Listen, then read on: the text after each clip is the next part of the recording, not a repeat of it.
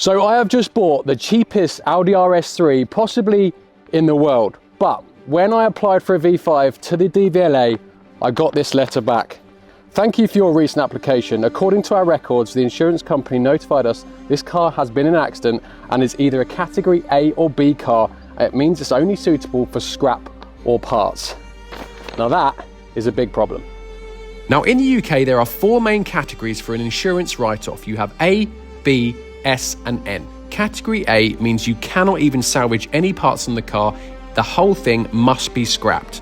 Category B means you can salvage some parts of the car to use on other cars, but the shell of the car cannot go back on the road. And category S means there's structural damage to the car, but it can be repaired and it can go back on the road.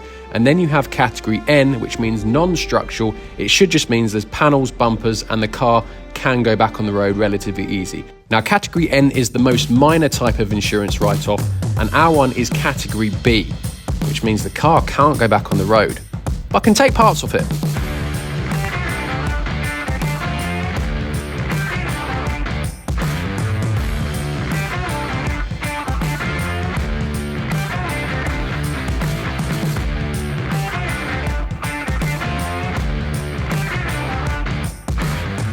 Now, I actually bought this car off a subscriber and it was the cheapest in the world because I did know it was a Cat B car. So that could have gone really wrong if I wasn't aware of that. But because we do, it means that we can now do something different. And normally you'd do like an engine swap, but on this car, it can't go back in the road. So we're going to do a chassis swap.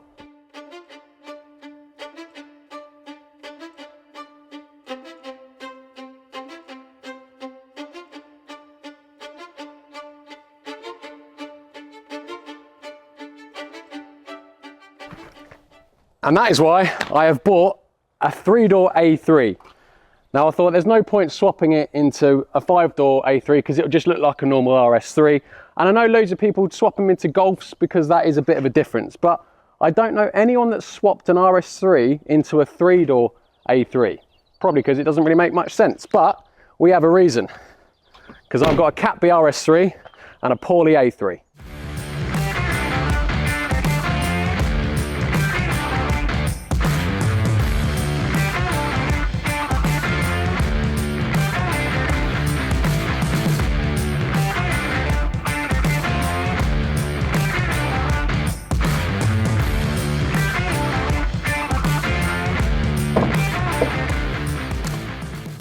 So this is our donor car. It is an Audi A3 3-door, diesel, high mileage, and it is broken. It does still run, but it has an engine problem, it smokes. So it was cheap, and that is why I bought it. And the other reason I bought it is because it's an exclusive Sprint Blue, which is very rare. None others I could find in this color. And we are gonna completely de-chassis this. We're gonna take everything out of it and take everything out of the RS3 and put it into this. And as far as I'm aware, it's going to be a 1-of-1 3-door RS3, and I'm going to keep it as OEM as possible. So we have a pre-facelift 2-litre diesel manual front-wheel drive A3. So we're going to be converting it to the exact opposite 2.5 petrol automatic quattro RS3. So I said this was cheap. And I said the RS3 was cheap, and we're going to find out a little bit later on in the video how much I paid for both of these cars, and it will surprise you because overall I think this is going to be a really cheap project. Now, a bit more about this car. It is a 2014, it has done 160,000 miles, and it doesn't run properly. I don't know what the problem is, but I don't care, we don't need to know. All we need from this car is the chassis. Everything else is going. Although I don't care about the A3 engine not running right, I definitely care about the Dazza RS3 engine running right, because this is obviously what we're going to be taking and putting in the A3.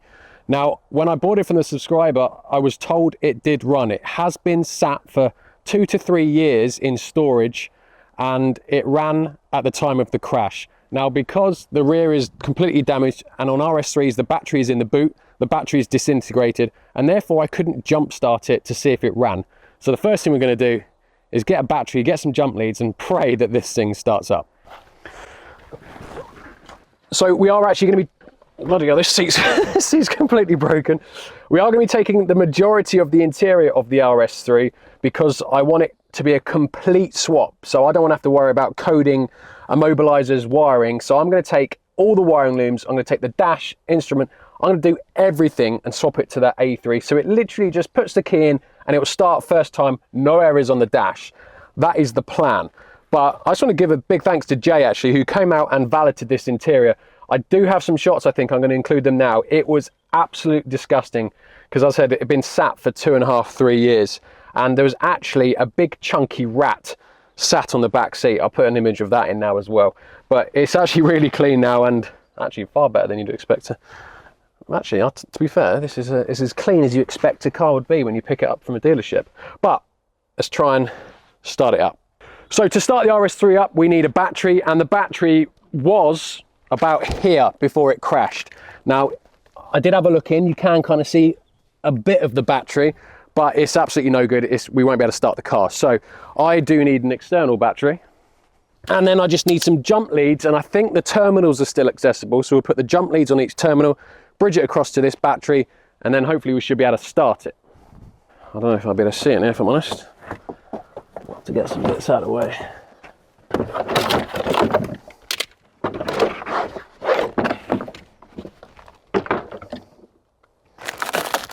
I hope there's no other rats in here, I'll be honest. I mean, there are some shavings. Might put some gloves on for this. I'm assuming this boot doesn't actually pull up, to be honest. I don't think it will. Nah, I'm not even going to bother trying. Right, what else have we got? Oh no! The sub. I think the other A3 does have Bang & Olufsen actually, so I don't think we'll need that either. Right, aha, I see 2 terminals.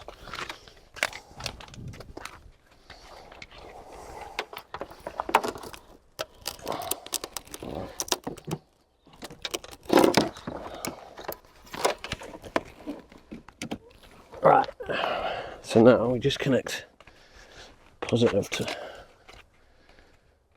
there we go, that's good. Ah, still nothing. Let's try jump pack. Oh, did I hear something? Did I hear something? No. Right, okay, problem number 1. Car's not starting. Ah, here we go. I think it was just a dodgy connection. We have life. Right. I hate them jump packs. They last about 10 seconds before they stop.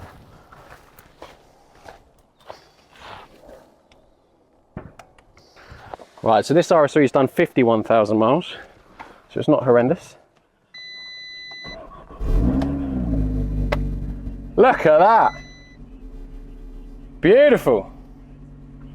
Oh, that fired straight up. Now the guy did say he had it serviced about a week before it was crashed. That's sounding good. Now there is actually a bit of a story to this as well, because you're probably wondering, why have I got a Cat B car? Because it should be scrapped. Again, I'll tell you a little bit more of that later on in the video, but the engine sounds good. As I said, it should be fine. I'm going to let it warm up for a couple of minutes and just check everything over.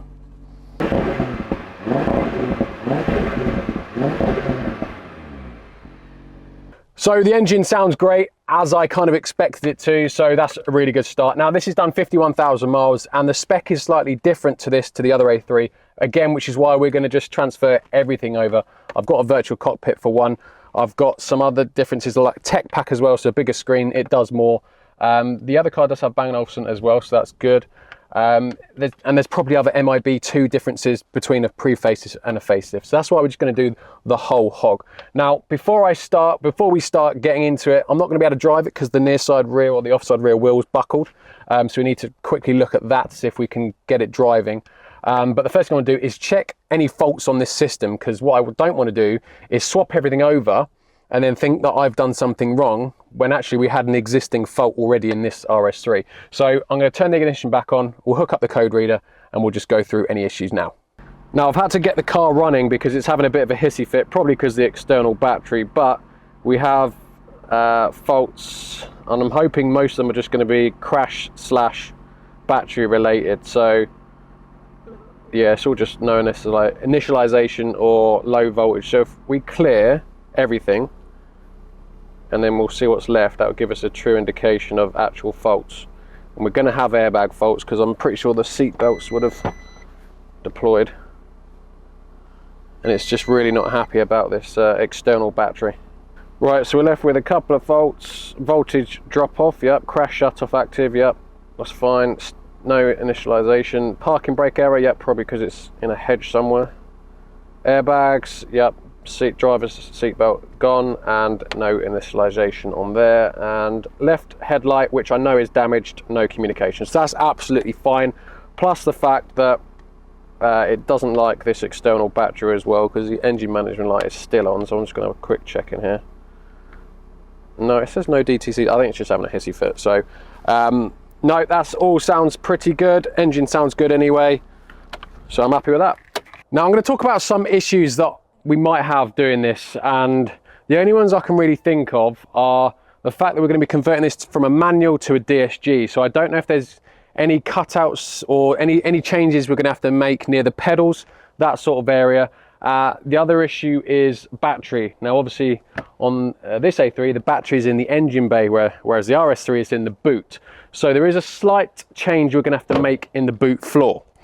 I mean, I definitely need new gas struts on this boot, but if we just open this up, because this is front wheel drive, the boot floor is a lot deeper, and as you can see in there, look, we have a spare wheel. But on the RS3 there is no spare wheel, and the boot floor is flat, and that is to accommodate the 4-wheel drive system. So we are going to have to modify this bit of the boot floor. But I preempted, and I've already ordered an S3 boot floor and an RS3 battery tray. Now you may be asking, why didn't I just order the RS3 boot floor? And I can't remember the exact price. I'll put it up now. Now, I actually forgot the massive price difference in the boot floors. The RS3's boot floor was over 10 times more expensive, over £2,500, compared to the S3, which is just over 200 quid. Madness. But it was like 3 times more expensive to get an RS3 boot floor with an integrated RS3 battery carrier than it was to buy just an S3. And what we'll do is, this will sit on the boot floor. It's exactly the same as RS3 because S3 is Quattro as well, and we just need to cut out a bit here and then literally just weld in the RS3 battery tray, which will sit just a little bit deeper at the back of the car. So that are the only real modifications I think we're going to have to make. I haven't done this before, I'm doing it for the first time, so no doubt there will be some issues along the way, but for the most part I think it should be good.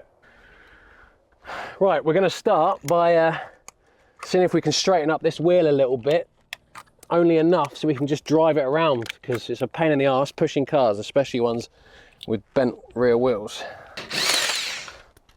Now, earlier on the video I said I'd explain why I have a Cat B car in my possession, and when I take this wheel off it's going to reveal a little bit more as to why. Now if you have a look at these tyres, look, they are under the legal limit of 1.6 mil. In fact, at some point it is actually bald. Now, what actually happened is the previous owner took the car for MOT. It failed on 2 rear tyres, and then I think they took the car out maybe a day later, which means it wasn't insured because it had illegal tyres in it, which means when they crashed into a tree, the insurance company declined to pay out. And because they declined to pay out, they couldn't take physical possession of the car, which is why the previous owner still had it. It sat in storage for, yeah, nearly 3 years. So that just goes to show, doesn't it? This car probably cost him 40 grand whenever he bought it, and I did not pay anywhere near that. So he's lost all that money. So if we can just have a quick look in here, see if there's anything obvious. That I think it might just be this arm that's possibly bent. Can't really see, it doesn't look anything Now this is one of the things we are going to have to fix, because obviously we need the rear axle because it's obviously a quattro axle. So whatever is bent here, we will need to fix. I can't see anything straight away obviously bent, but nothing looks snapped, broken, anything like that. So I'm hoping it is just an arm. One of these arms on the left here, or the top arm's just bent. So what do I try doing?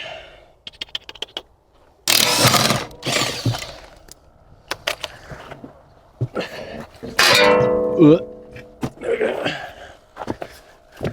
Now luckily for me, I'm like an RS3's breaker's yard, the amount of RS3s I've dismantled, so I do have a spare wheel which can resolve this corner for the minute.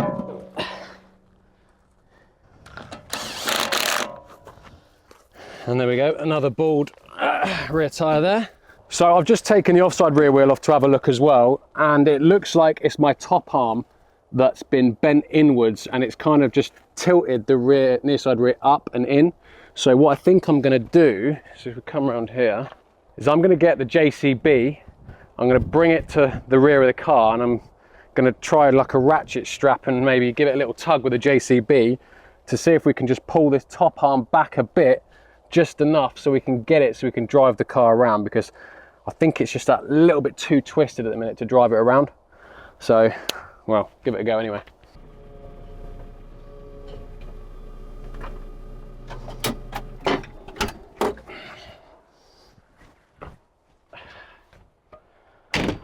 So this is my anchor. I'm just going to try it with a ratchet strap to start with. Now, I did use the JCB as an anchor and try to ratchet it straight as tight as I could, and I did give it a little pull on the JCB as well, but whether I actually moved it or not, I'm not entirely sure.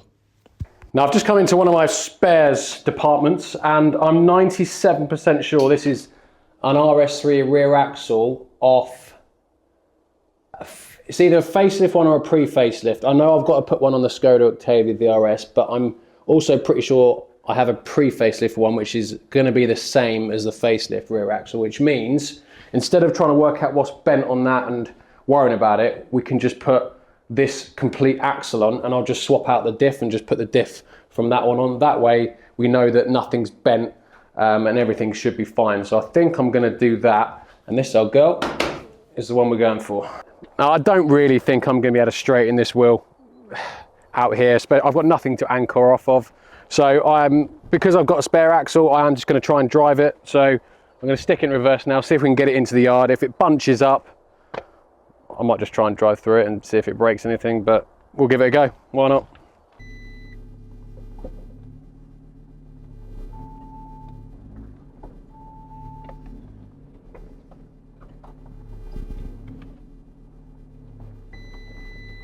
See, I can't see it, but it seems like it's going round. I can't feel any bunching or anything like that.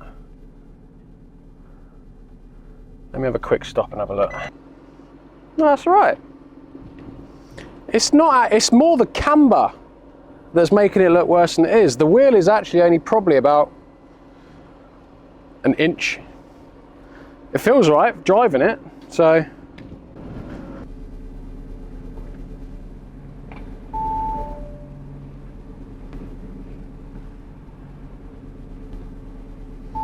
Now, at the beginning of this video, I did say that I would kind of tell you how much I paid for the RS3, how much I paid for the A3, and roughly what this conversion is going to cost and how much it's going to cost at the end of it versus maybe just going out and buying a straight RS3. Now, going on Auto Trader and putting in a facelift 8V2 and lowest price first, and the cheapest car is a Cat S, and it's £25,000. That's actually the cheapest facelift RS3 for sale, and it just goes up from there. So I paid £8,000 for this RS3, which I know is an absolute steal, because the engine alone's probably worth £6,000, the front end's worth probably £5,000-6,000. I got a good deal on the RS3, which is why this can all kind of work. The A3 I paid £3.5 grand for because it needed some work. It still runs, but it does need some work. So we're only in 11.5 grand at the moment, and in theory, apart from the boot pan floor that I've bought, which was I think about, I'll put it up on the screen, I think it was about 400 quid all in, we're only about 12 grand in so far. which I think is pretty good. And I don't think we're going to need, I can't think in my head what else I'm going to need to spend additional wise to get this to a standard. So we're going to be roughly half the cost of a proper RS3, and yet we're going to have a one-off exclusive Sprint Blue RS3 3-door. You know what, I've just thought there are some things I haven't considered about the cost of this project. I've been adding up how much I think it's going to cost me, but I haven't taken into consideration the fact that I can recoup some money from selling a GTD engine, essentially. Yes, it's poorly, but I think the main engine is fine. We have a whole front end from a pre-facelift A3, sorry. So there's a couple of grand I could probably actually get back.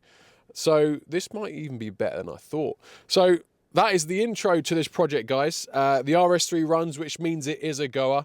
Now, if you aren't subscribed to this channel and this is the type of content that you like, please do consider hitting that subscribe button, because in the next video, we're going to be getting the RS3 into the workshop and we are going to completely gut it down to the bare bones. So this series is basically going to be building a car from scratch. So as always, guys, if you have enjoyed this video, please do comment below. And if you like this style of video as well, let me know in the comments. Would you like me to continue like it or go back to my kind of this video where I was doing before? So as always, guys, thank you very much for watching and I'll catch you in the next one. Cheers, guys.